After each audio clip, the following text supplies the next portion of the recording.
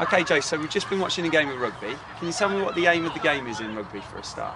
The initial aim of the game is to score more points than the opponent. Points can be scored by either a try, drop goal or a penalty.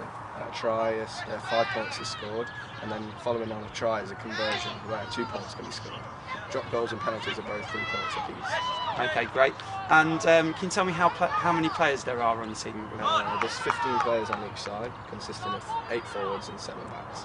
Okay, can you tell me about some of the other rules of rugby? You can do any ones that you like. Rules in rugby are broken down into penal and non-penal rules. Non-penal rules are generally where no contact occurs between 2 players, and the game which we start with a scrum. Examples include knock-ons, accidental offsides, forward passes, etc. Penal offences generally occur where contact is made between 2 players, so for example high tackle,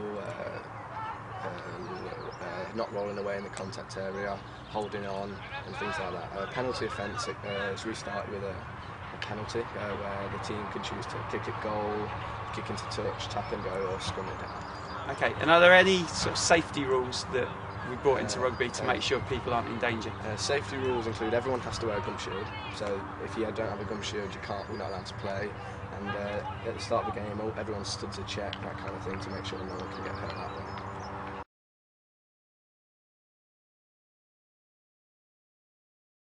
Okay, so having just watched Luke play, okay, obviously he's got a number of things he's good at, his strengths, and some things that he's not so good at, some of his weaknesses. Can you talk to me about his fitness first? What strengths and weaknesses does he have? Luke's strengths for fitness, he's very quick around the park and he's generally the first one to the breakdown, which is a great asset in rugby. However, one of his weaknesses is endurance. Towards the end of the game he was starting to slow down and wasn't being the first to the breakdown every time. So to combat that I'd introduce a continuous training to try and build him up and put that in there. Okay, so we'll talk about that a little bit later in more depth. What about some of the skills of the games? Again, what has he been good at and what has he been bad at? He was very good at tackling. He had a great front-on offensive tackle technique. He was very good at taking the player up and taking him back down to the ground safely. However, his passing wasn't generally that good. His technique at holding the ball wasn't quite that good, but that can be improved through training methods.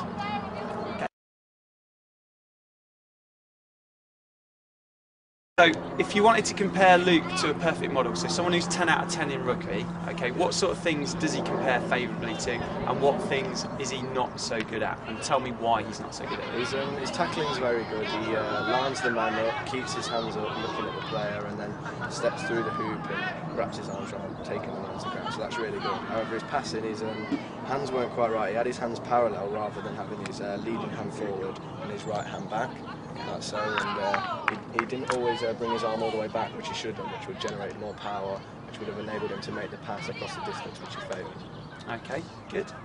Are there any aspects of his fitness that he compares favourably to a 10 out of 10 and ones that he doesn't? His speed is very quick and he's got good acceleration to get to the breakdown and such, but his endurance was lacking, so towards the end of the game he was slowing down a bit. So with a continuous training we would get him to run around the pitch, and that would train his cardiovascular endurance and things like that. So, and we'd specify it by holding a rugby goal to make it tailored to rugby.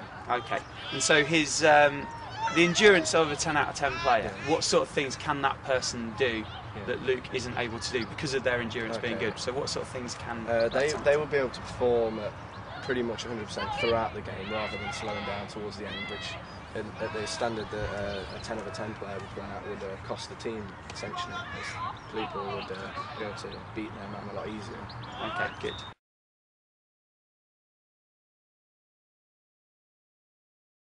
Right, moving on to these strategies then. I hear you said weaknesses include his endurance. Am I right in saying that? So his endurance is a weakness that you're going to try and tackle.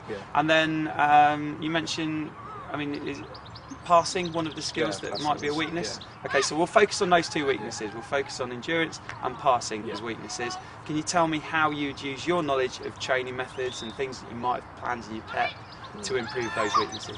So for passing, we'd start off by going back to basics and running through the technique of passing, so the hand position, where to look and how to do it, etc. And then we'd get 4 players or so and just run through basics, just passing down the line, back again, and just reiterate the initial basics of passing sort of thing, so get it back into his brain again. Okay. What could you add later? You've added a bit of movement to it. I mean, how can you then transfer that from being in that situation into a game? What do you have to do in between? We'd increase the distance between players and maybe put in some opposition that the players would have to beat, sort of thing. So that would relate it to a game. Good, excellent. And now with the endurance. So how would you improve someone's endurance over, let's say, a 6-week training programme? To improve someone's endurance, we'd generally do 3 sessions a week of running around a rugby pitch with ball in hand, maybe a couple of people to make it less tedious, and we'd gradually increase it over the 6 weeks. So maybe in the first week we'd do 3 sessions, and then in the fourth we'd do 4, and then in the last week we'd do 5 or something like that, and generally increase the intensity that we work at, which is with the overload. Okay, so you've used the principle of overload in there. Are there other principles that you'd try and follow over the 6 weeks? Yeah, moderation. We wouldn't really want to do it too much, as he's obviously playing rugby outside of his training programme, and we won't want to injure him, that kind of thing. Great stuff.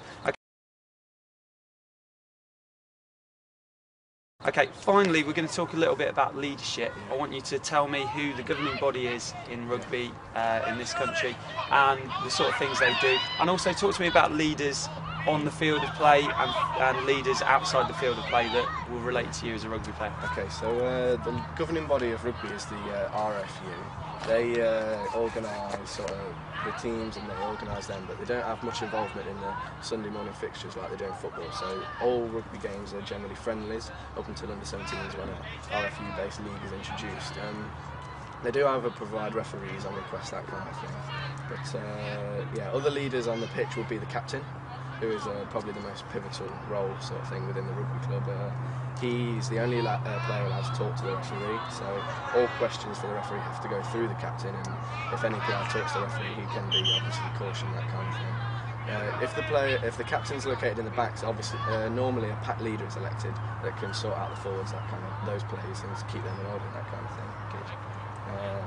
Other managers obviously have a great role. They have to sort out their tactics amongst their team and generally organise their team before they go out onto the pitch and hope that they do what they're told to do. Excellent, thank you. Okay, cheers.